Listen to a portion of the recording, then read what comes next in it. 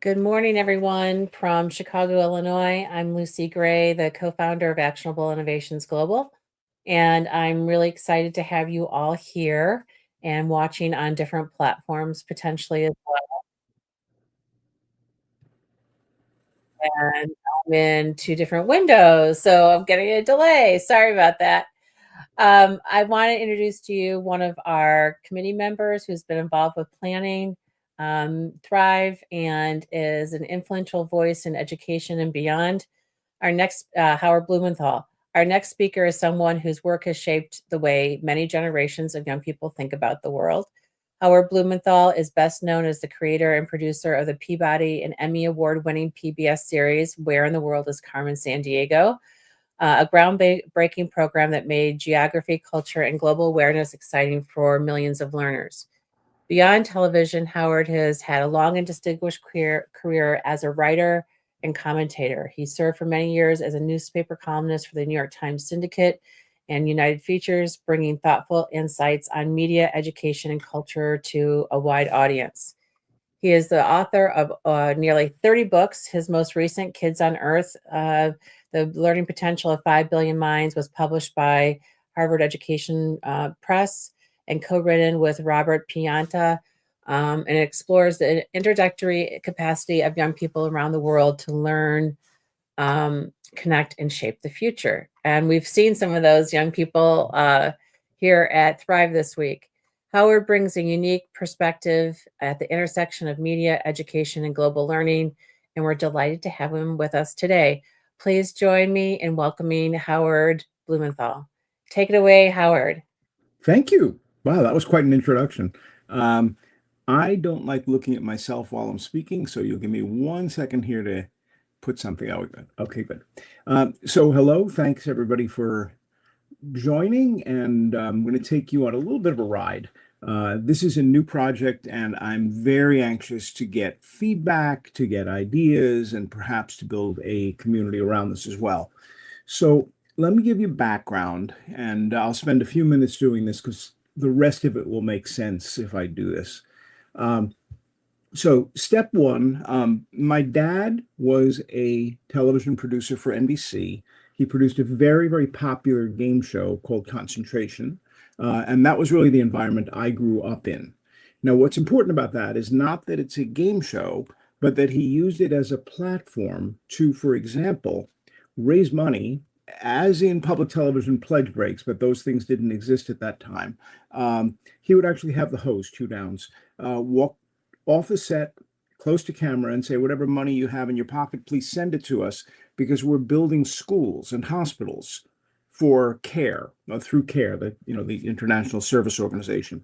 And regularly, every year for Christmas, CARE would bring a group of kids, maybe 20 or 30, in native dress, because that was what you did in the 1960s. And they raised a lot of money. And they really did make a difference outside the context of what you'd normally think. So as a young kid, I'm thinking, oh, I want to do that at some point in some form. So the earliest story was really me kind of watching all of this and absorbing it. So what happens with me is I follow Dad's path somewhat. When cable television is beginning, I'm hired by Warner, a version of Warner Communications, and we are inventing new cable networks. So I can honestly say that I was the guy who put the first pieces of MTV together and was head of production for Nickelodeon as well. It was that kind of a time in New York and then in Columbus, Ohio. Messed around a lot with computers at that time, which didn't seem to have much to do with television, but our service was interactive. So I was also using words like interface, and I was the point person with Atari when Warner bought Atari. So I was in a very productive, interesting environment, and that ultimately led to a syndicated newspaper column with the New York Times Syndicate and later United Features for about 100 papers, mostly in the U.S., but also in Pakistan, Puerto Rico, which is part of the U.S., and others. And I'm writing about the future. And most of what I'm writing about is product or service oriented. A lot of things were changing, and consumers wanted to understand Do I get a VCR? Do I get a video disc? Do I get a computer for my house? What software should I get for the kids? That led to a friendship with some of the software publishers who were developing educational games and similar. So you may remember Oregon Trail, you may remember Reader Rabbit, Miss Mavis Beacon teaches typing, and Where in the World is Carmen Sandiego? So they had hatched a scheme where they'd like to get the Carmen Sandiego franchise onto television, preferably public television. And I looked at them. We were all out to dinner, me, people who were running it, marketing people. And I'm like, you guys are crazy. That nobody's ever done that before. They're like, yeah, tell us how we could do it though.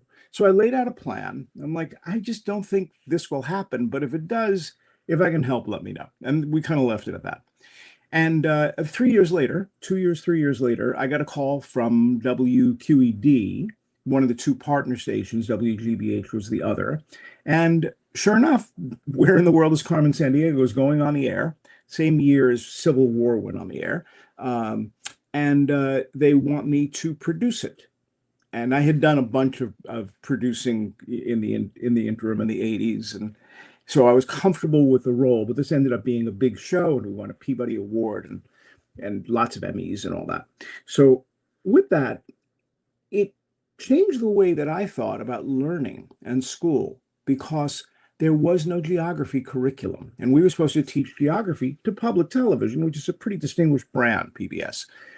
And what I found is we had to make it up ourselves. That's a dangerous thing for me to learn because I realized if you can make that up, then maybe everything we're learning in school got made up by somebody. And we call those curriculum committees now in the United States. And sure enough, adults decide what kids need to know. Now, there's a certain sense to that, right? So again, I'm going to take you through this path. The sense of it is when kids come into school, maybe they don't know how to read, they don't know their numbers, they don't know, they can't put letters together, they can't put sentences together, they're not behaving well, all that. So school serves a really important purpose for those first few grades. But the X factor is that kids now have so many different ways to learn, and parents are very aware of a lot of them. And when the parents have the time and the means, there's internet and there's a lot of activity of all sorts. So a kid who's coming into school at 5 years old may know a lot, probably knows a lot, has been navigating stuff for a few years, and is developing their own interests. And by about third grade, those interests start overtaking the list of things that adults think they ought to know. And that's a problem. Now, as you start adding the internet and you start adding artificial intelligence as a learning buddy, for example, that's a bigger problem because now the schools are sort of losing pace with the kids. But more important, the kids are so aware of all the things they could learn. So a kid could like science a lot and want to be a scientist, but may not want to be a biologist, not want to study biology or physics or chemistry, which are typically the subjects they're taught in school. But there's a lot more to science than that. So if I want to be a zoology major, or if I want to be a zoologist or I want to study anthropology, I find bits of that in the curriculum, but not as much as I want, so I go elsewhere for it. And this has ignited, and we outline this in the book, Kids on Earth, the learning potential of 5 billion minds. This is a different world we're living in now because kids choose. Now, at the time when my dad was producing Concentration, there were basically 3 networks. Now we can't even count the number of networks. And the idea of a network really isn't relevant anymore because we choose to watch whatever we want to watch whenever we want to watch it. Now, map that onto learning and you can see the whole dynamic changes. So that's how we got to Kids on Earth. I've also interviewed hundreds of kids all over the world, which was the fuel for writing the book, but I continue doing that and I remain interested in doing more of that. So for those of you who live anywhere on Earth, let me know. You've got my website down below and you can take a look at some of what we've been doing. watch some of the videos, and you can open the door to a lot more that are on Vimeo. And you can also get in touch with me. Okay, so there's the background. So I'm wondering, as we've come up with these grand theories about how kids learn and what school ought to be and how important it is to be learning inside and out of school, and the new roles of parents and teachers and other adults whose job now is to provide resources and mentoring, not necessarily disseminating information. I'm looking around and I'm thinking, that's good, but it's not getting better. It's about the same. It's similar, in fact, very similar structurally to what my father was doing in school in the 1930s and complaining with the same complaints that kids do today. But I'm hearing that from kids in Cameroon. I'm hearing that from kids in Uganda. I'm hearing that from kids in India. We're sort of misfiring, but we're better. Everybody's in school. We have a much higher percentage of children and teenagers who attend school, public school, all the way through sixth grade, eighth grade, 10th grade, 12th grade. More and more people are going to college. Not that we necessarily have jobs for them when they come out, but more and more are going to college. And the larger percentage of those people are female. That's a big difference. Is that better? Yeah, I think it is. It's good that more people are going. It would probably be better if we had a situation where an equal number of people from all different places and directions and genders and all that. It'd be good if all of them were also going to college. That might be useful in figuring out how we do all of this, because Earth is getting more complicated, right? So you have these strange issues now with what are we supposed to do about climate change? It doesn't affect everybody in the same ways. It doesn't affect all parts of the world. It doesn't affect, there's lots of things that are very varied about climate change. So it's a very difficult monster to tame. Climate migration is going to move a lot of people around. We're pretty sure that's going to happen around Lagos, Nigeria. But what's going to happen in Manhattan? 5 different theories. Paris seems to be getting hot during the summer, very hot, uncomfortably hot.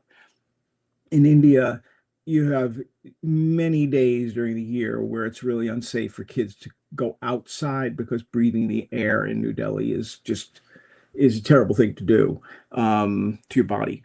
So we have a lot of negatives.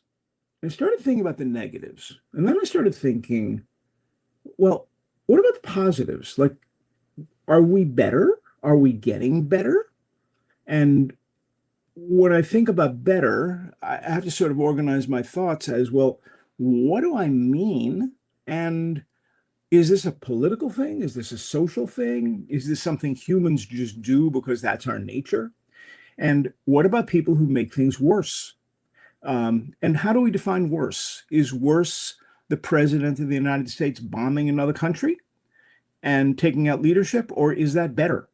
And you've seen news stories, I have too, that suggest both, which is confusing.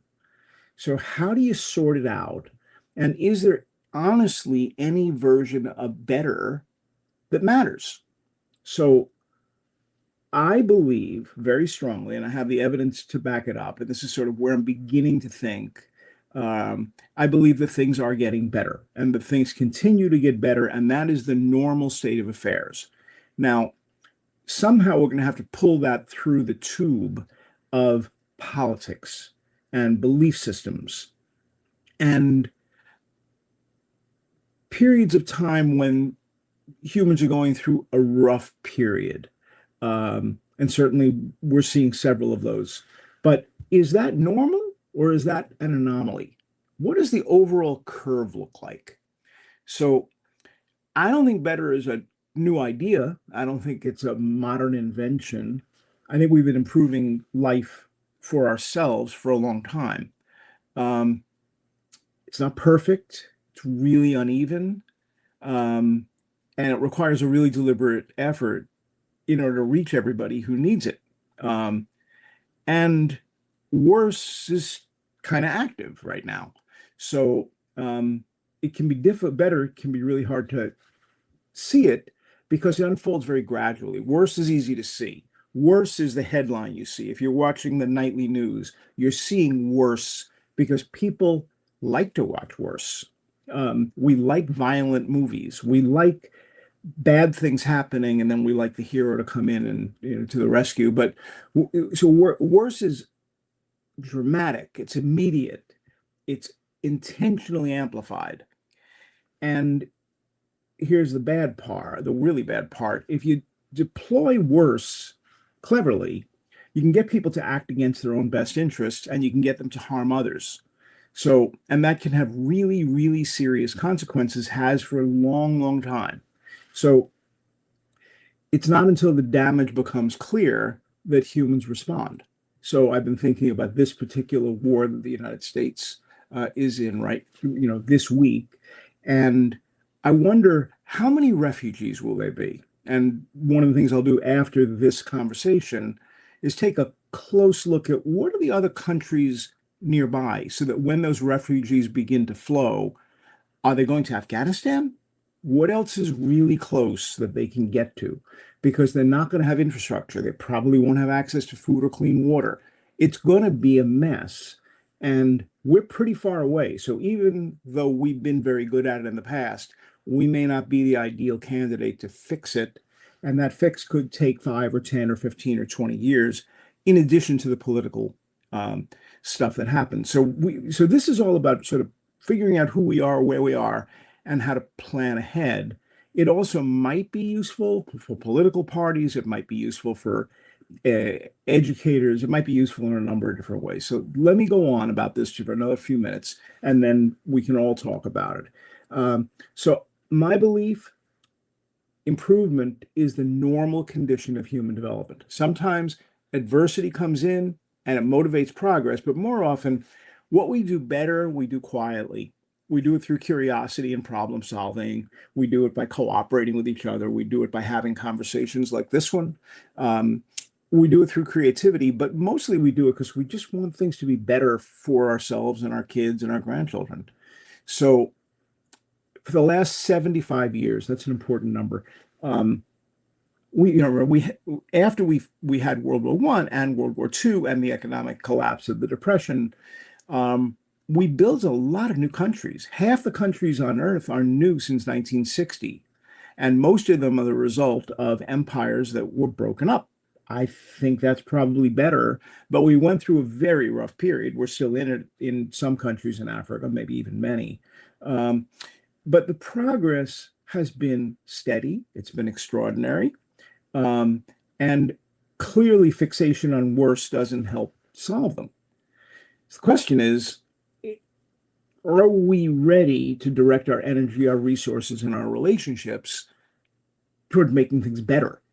And if the answer is yes, then we've got a structure we have to start thinking about.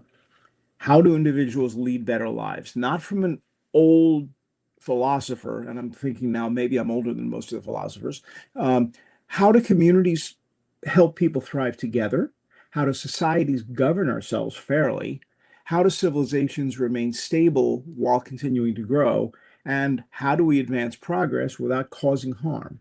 So I broke this down into 15 different categories with a few examples. So I can tell you about some of them, but for the moment, I think you have a sense of what I'm thinking about and trying to make happen.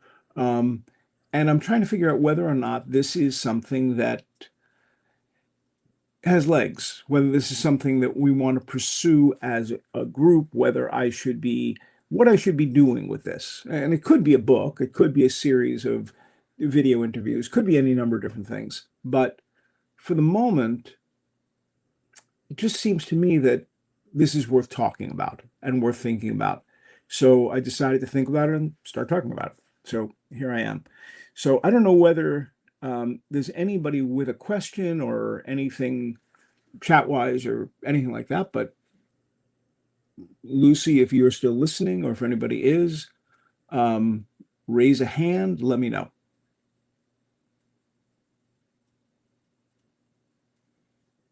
And if not, I'll just keep going. Okay.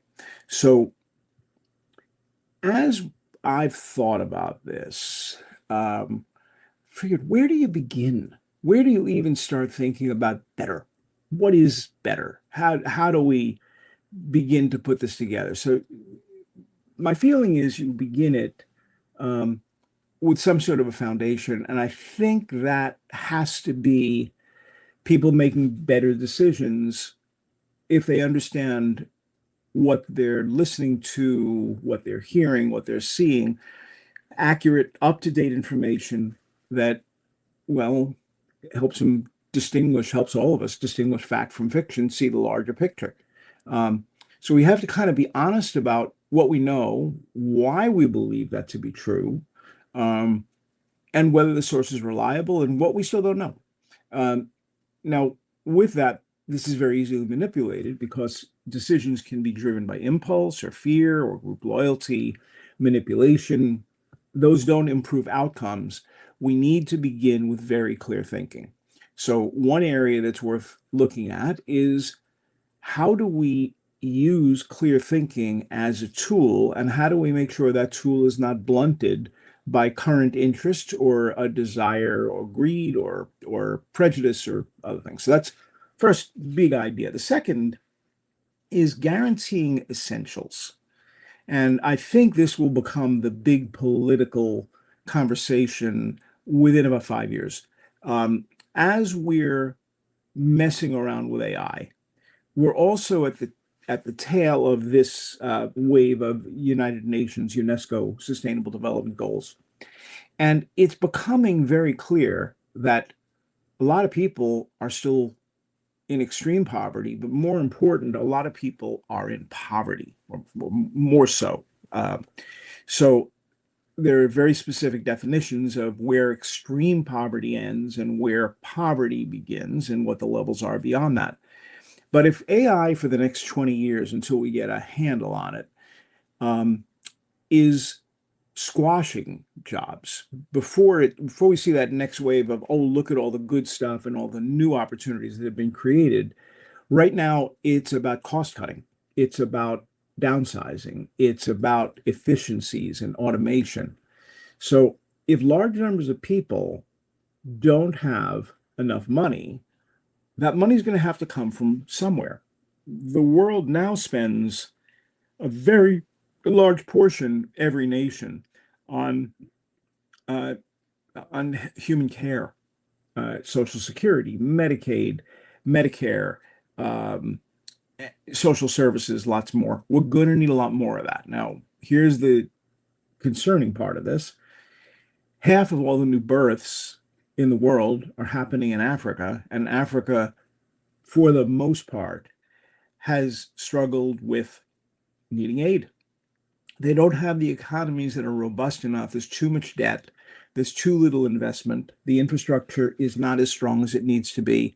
So we're going to have to help, or we're going to have to provide a path for others to help, because there's not a lot of trust, because we've done things that have damaged a lot of Africa. And by we, I mean British Empire and Portuguese Empire and French and all that. It hasn't been a good path, but we're now beginning to see the result of our poor decisions, our destructive decisions.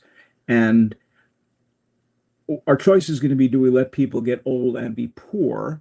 Do we not hold them to some sort of a healthcare standard because we're supporting that standard? Um, and do we guarantee some form of economic stability, universal basic income for lots of people?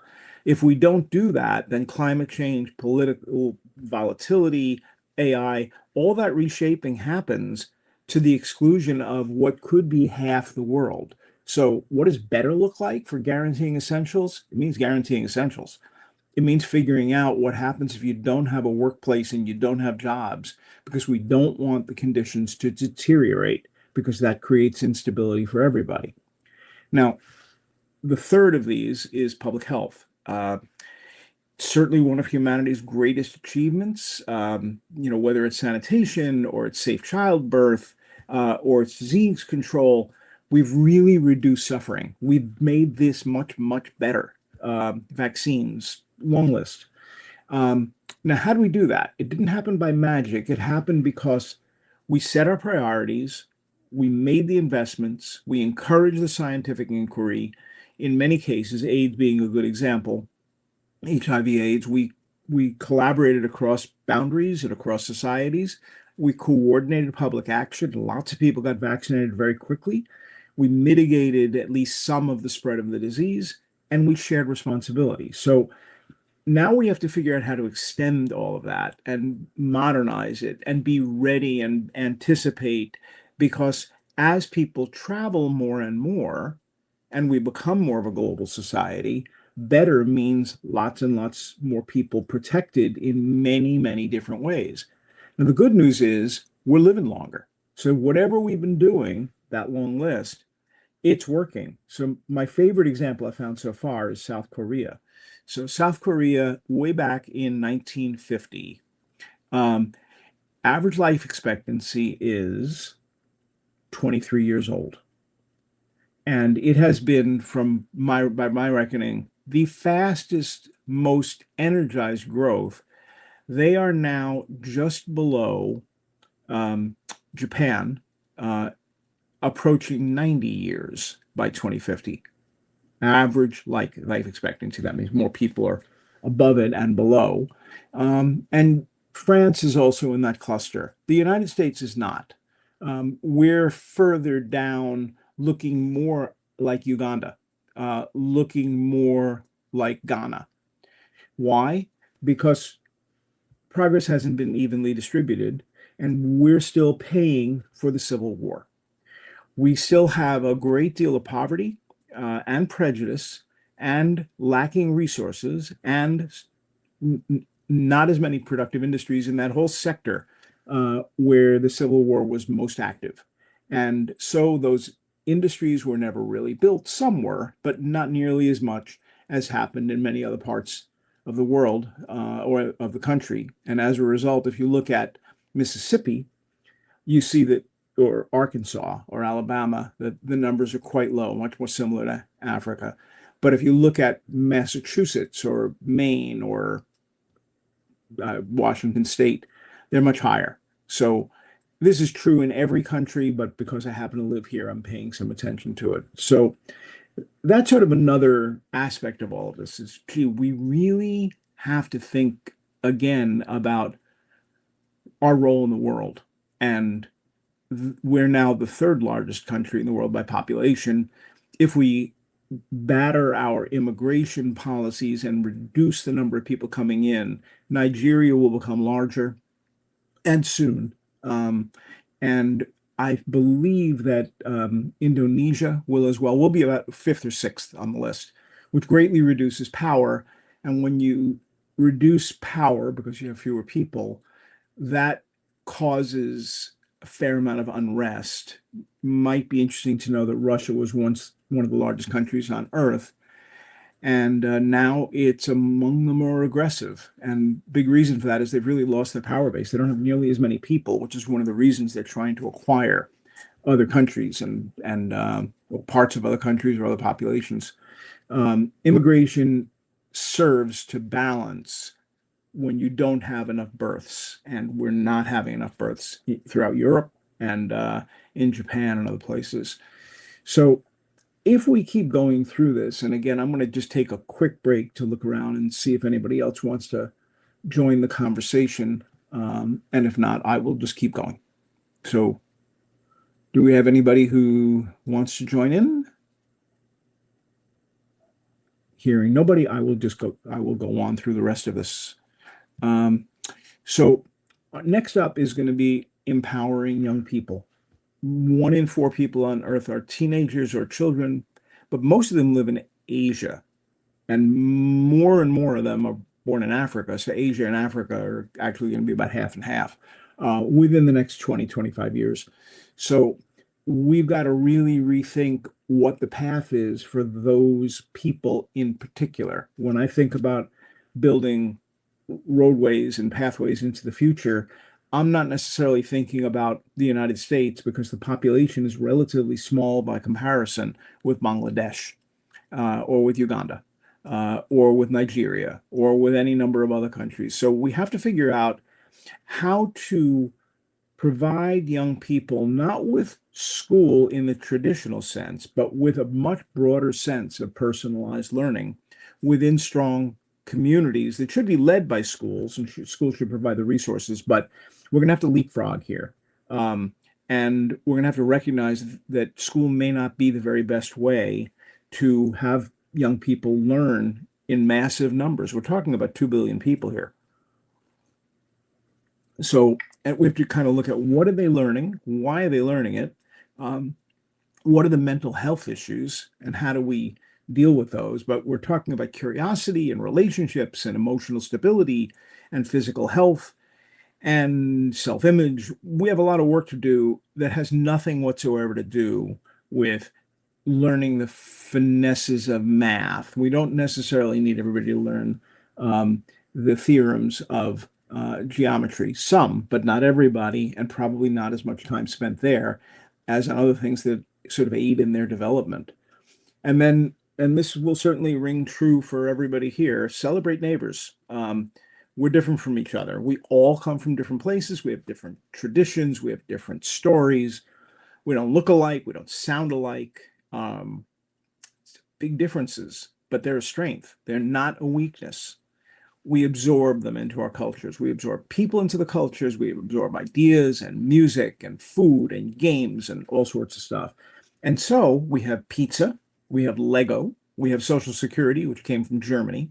Uh, and we have models that we're borrowing and taking from everywhere. Um, my brother looks around and everybody on his block now is Asian. And because the Indian population in particular tends to focus on children, family, etc., um, the school taxes go up because more money gets spent on schools. All good. He's learning a lot from them.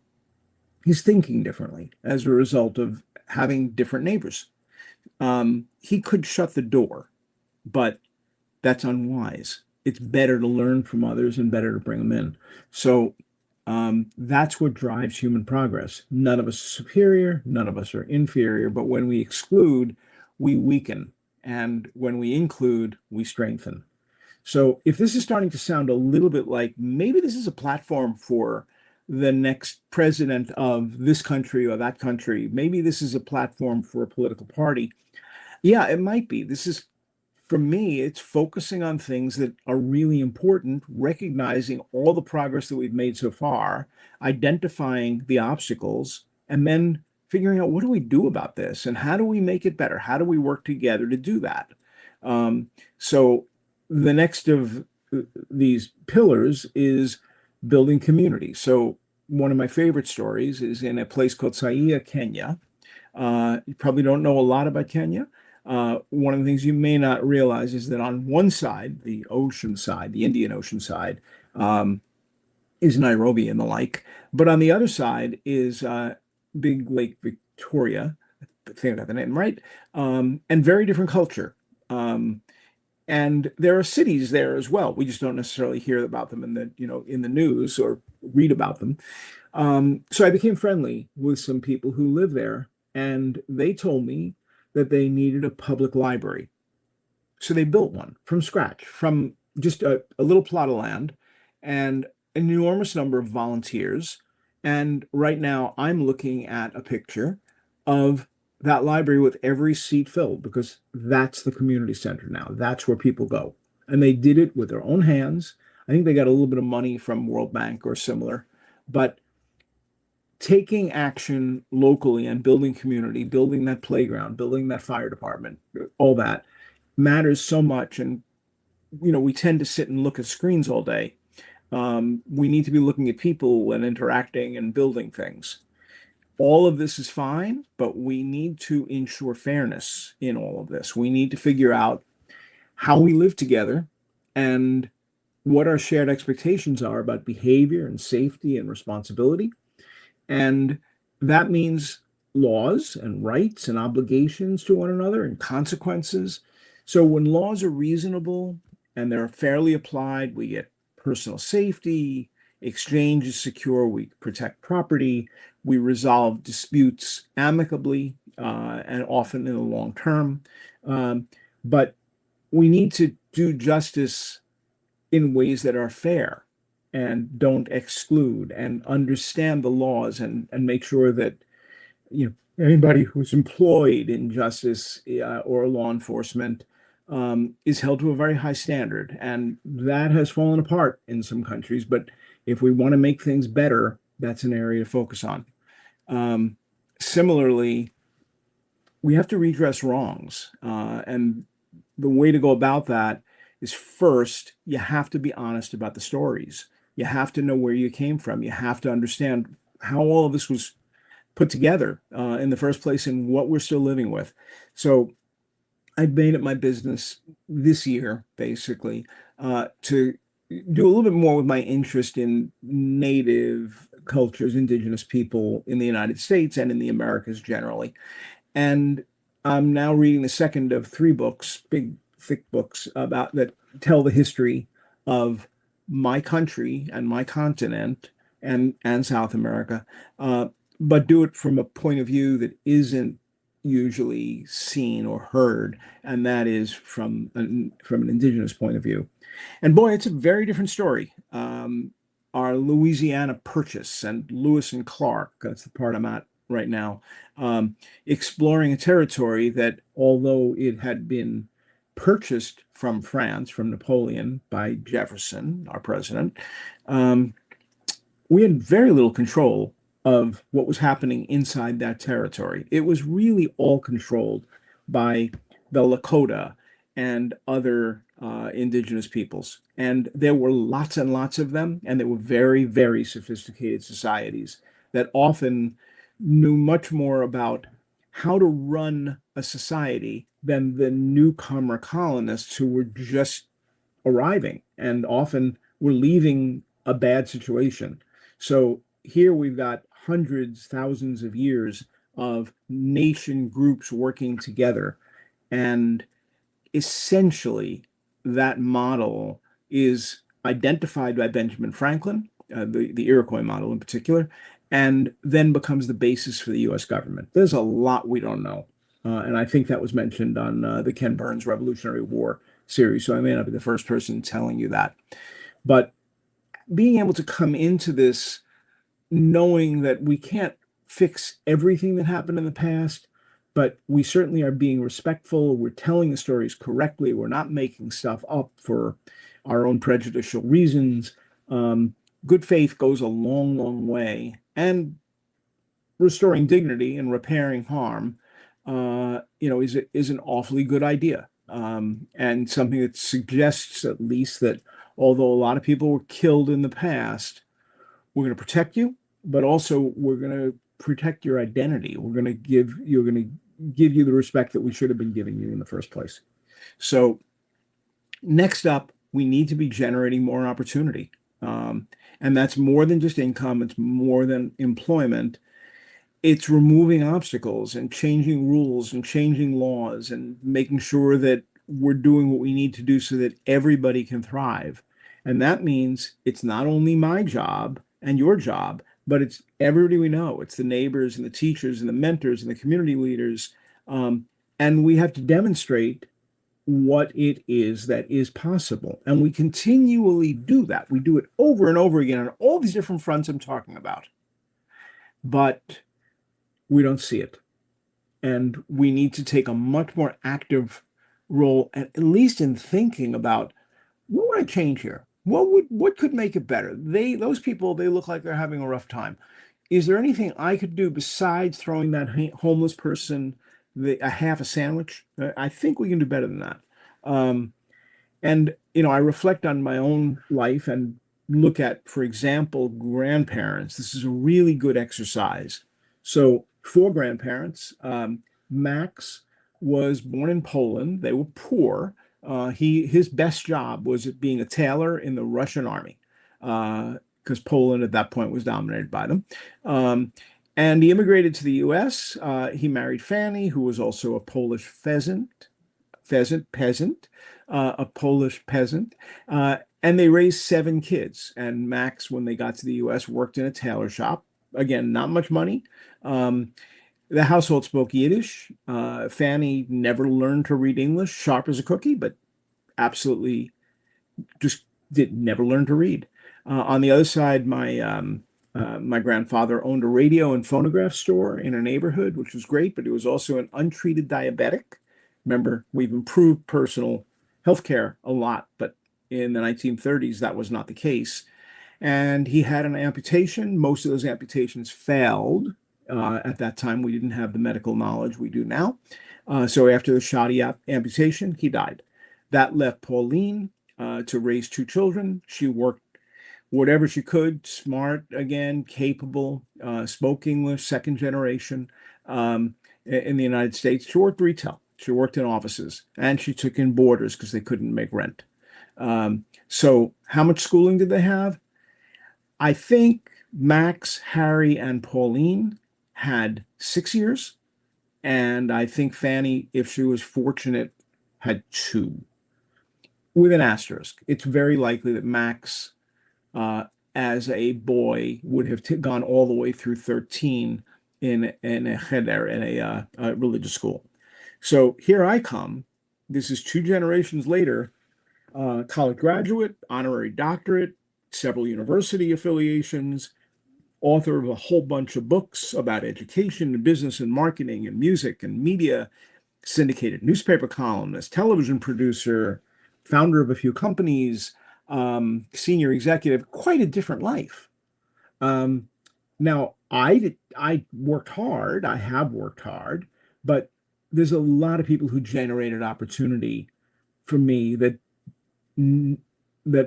opportunity was not available to Max or to any of the grandparents. We're in a different world. We are better. We're distinctively better. We're better on just about every front.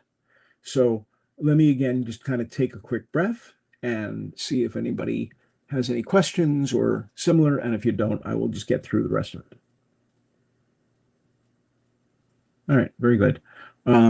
So when we go to this next step, the next pieces are we've got to focus on stability, renewing infrastructure. And by that, I mean not just bridges, but emergency services and digital networks and government oversight and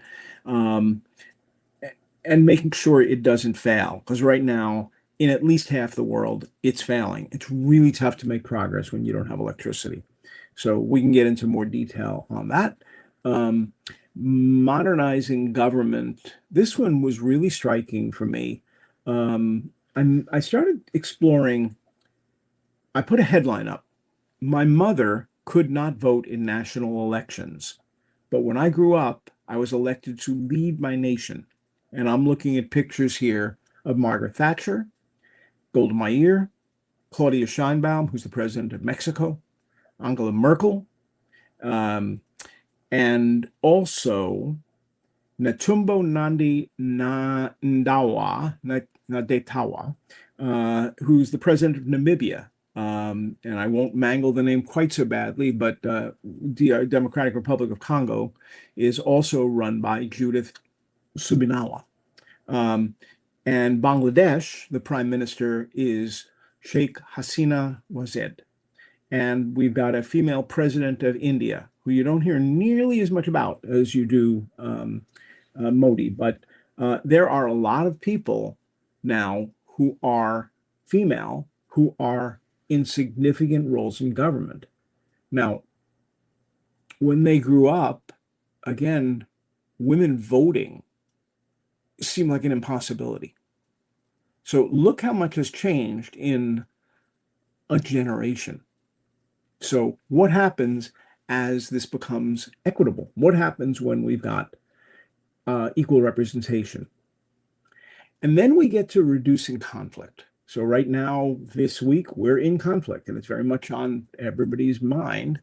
During most of the past 1,000 years, when we've wanted to express power or devastate enemies or avenge past misdeeds or vanquish those who didn't believe what we did or grab territory, natural resources, we killed people in very large numbers. It's just what we did.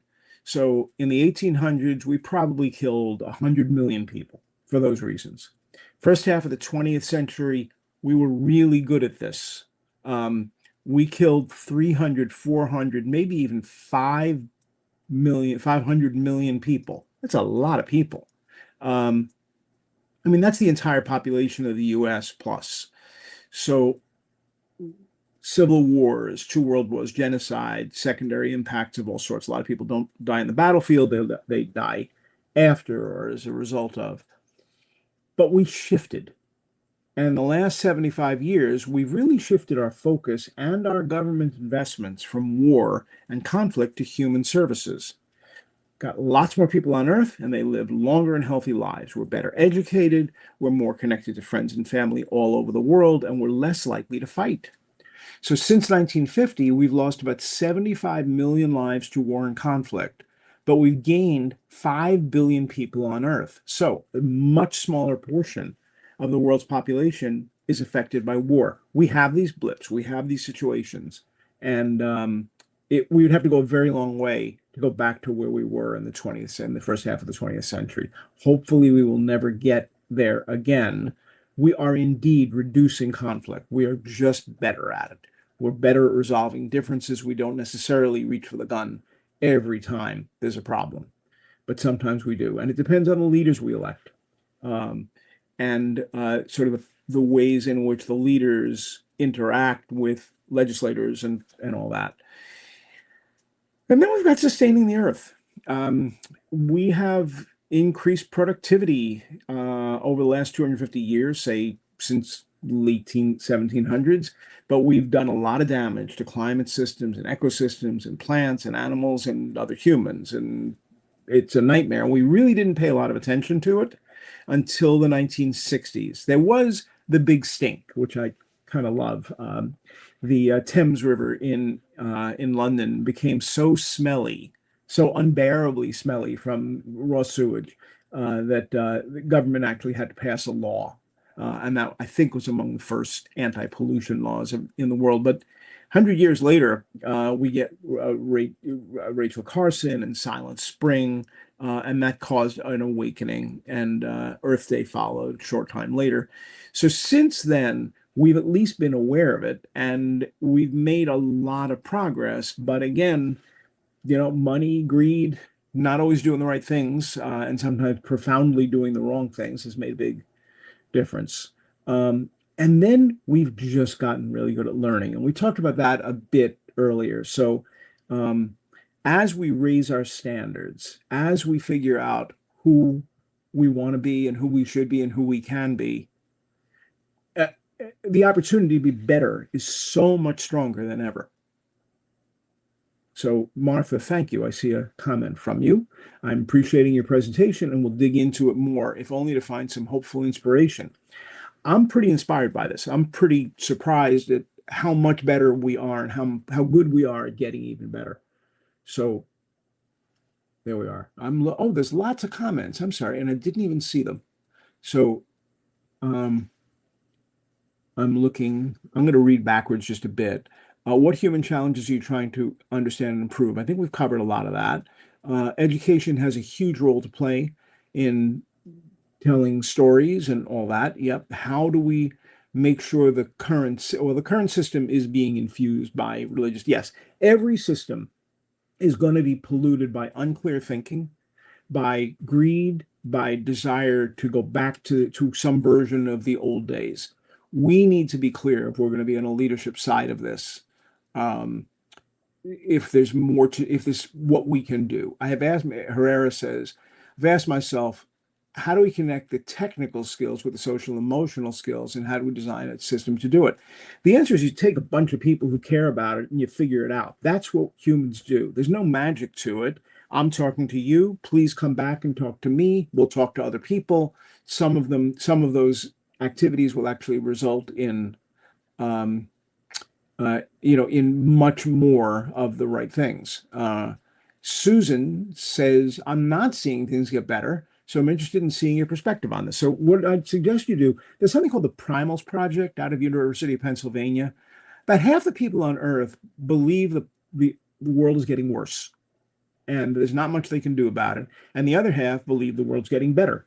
See which one you are, because there's a lot of insights there. You'll find it on the web. Um, how would we be better if we concentrated development on important questions? How do we think? How do we learn? What would make me a better learner? Why is it important to explore evolution generally and thematically? That's from Marilyn. Um, I think you have to begin with what do we do in school? I think most of what we do in school isn't especially helpful, unfortunately. I believe that we should be spending our time thinking about how to make the world a better place and what our role is in it and learning the necessary history. I don't think we have that focus right now. Thank you for loving Carmen Sandiego. I see that. And the session shares the experience of a low resource primary school in Pakistan where students are learning. This is from Muhammad. Despite limited resources, the school encourages students to take practical steps. Yes, see, so there are educators, there are schools, there are people who recognize that this is an area we need to focus on. And so we do.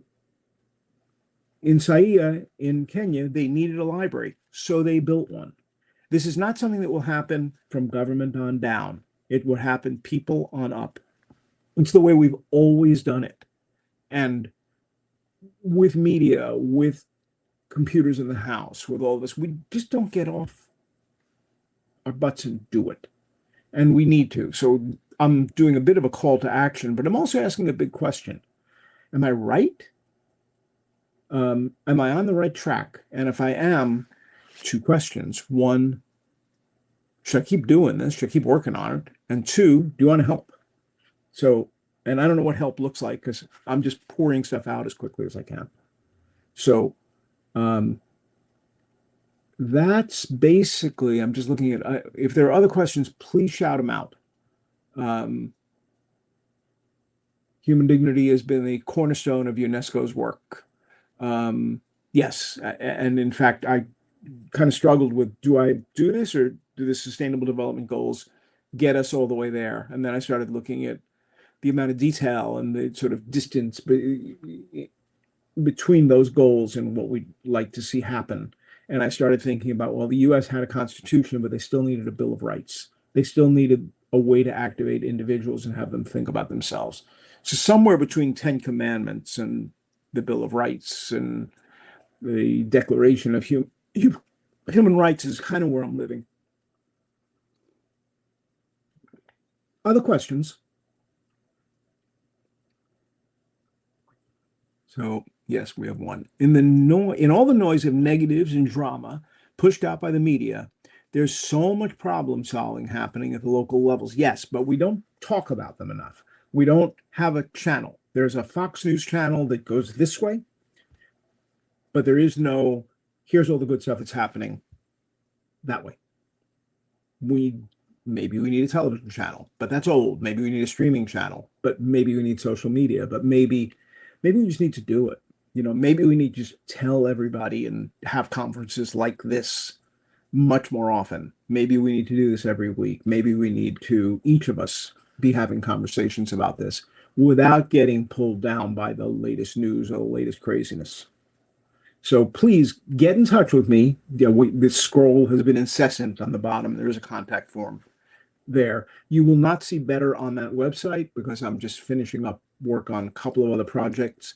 And I don't really know what this is yet, but as you can see, I've been able to talk for almost an hour about it. So I guess I'm learning. And I really appreciate the feedback. And I love that you use the expression, this is from Will, that I've made it my business this year. Such delightful phrasing of a thing many of us. Yeah, see, the public library is actually a great resource for this because unlike the internet, it's a whole staff of people who are professionals who comb over every word. So I trust them. I mean, great to have AI, great to have all these other tools. But if I really want to know something, I'm not watching a documentary. I've made documentaries. I'm going to as close to the original source as I can. And sometimes I'll reach out to the author and say, can we just talk? I'm fascinated by what you talked about. And I think I can spread the word. So, try to play a role. There we are. We tried to do this under an hour and it's 56. So I think that's pretty good. Lucy, do you want to join us again and let me thank you? Or somebody? Okay. I'll hang out if anybody else has any questions or comments or anything else. I see an I want to help from Marilyn. So we'll get in touch. Please reach out to Hello. me. I think you and I have email addresses for each other. Thank you so much for the presentation. It was great to hear from you. Thank you. I see Supra, but do you have a question or anything, or are we just sort of finished?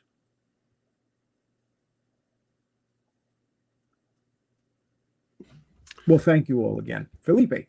Hey, thank you so much, Howard, for your incredible presentation. As you can see, the chat has been very active with many comments, amazing insights, and lots of questions there. So if you were mentioning at the end of your presentation, you want to collaborate, you want to work with more people. So where could we find more information on how to connect with you so that all these people can that H. Blumenthal, the website down below has a contact form. So that's the easiest, quickest way to do it. But also that kind of help I need, I'm beginning to figure out.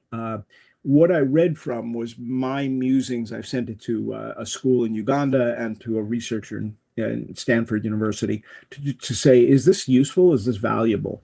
I want more people to just read it, muse on it a little bit, and then suggest specific examples. The one I used about couldn't vote. My mom couldn't vote, but now I'm running the country. I need more of those. And because I'm looking at this from my perspective and not everybody else's, there are probably a lot of other really good ideas that we could use to just bring this to life some more. And then we'll figure out, is this a website? Is this interviews? Do we all want to get together once? So I don't know. I don't know what it becomes. But to me, that feels like the next step. But I'm open to other people's ideas about what the next step ought to be. All right. So for everyone that is watching this either live right now or the recording later, story banking time. And we need all different stories so that we can bring more perspectives into this project. Howard, thank you again once again for your presentation, for the inspiration, and for your ability to just let us think. This was really, really interesting. So thank you so much for that. Thank you. All right.